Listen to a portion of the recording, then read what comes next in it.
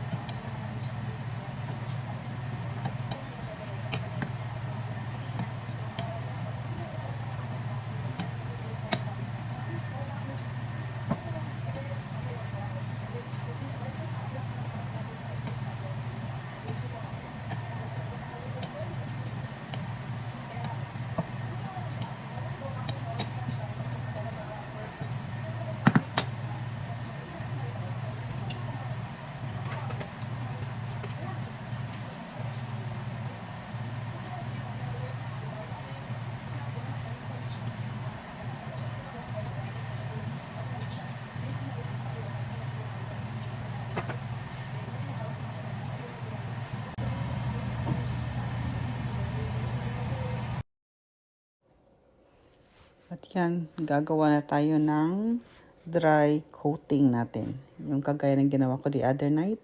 Yung dry coat natin is just flour, onion powder, garlic powder, crispy fry, yung Filipino na crispy fry para pang chicken. Tapos, konting salt, konting pepper. And then, that's it. So, yan na yung dry coat natin. Then natin i-dip yung chicken breast na minarinate natin. Tapos, i-fry. Tapos, yung pagpa-fry ko pala, i-double fry ko na naman.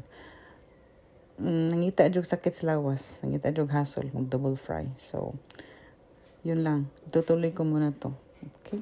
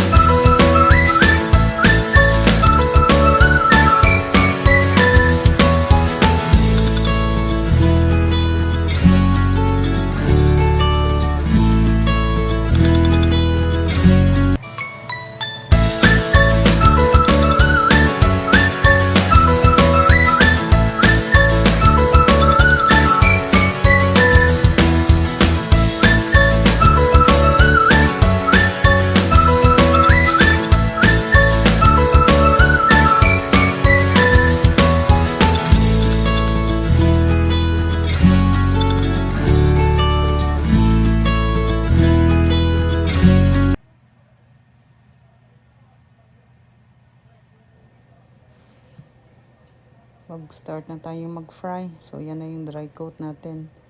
So, mag-start na tayong magpisik-pisik. Agoy. Ganun talaga. Pisik-pisik. Ginusto mo yan. So, start na tayo ng frying. So, same process. Ilagay mo sa dry na coating. Tapos, i-fry mo. Tapos, palamigin konti. Tapos, double fry ko naman. Kasi yun nga, naghanap ako ng mas complicated.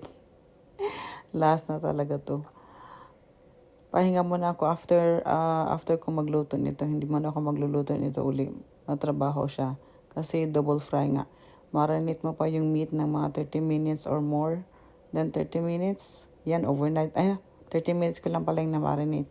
Marinate ko for 30 minutes. Tapos, i-dry coat. Tapos fry. Palamigyan. Tapos double fry. Tapos, lulutuin niya naman uli. Kasi lalagyan mo pa yan ng mga condiments na sauce para magiging honey garlic spicy chicken char.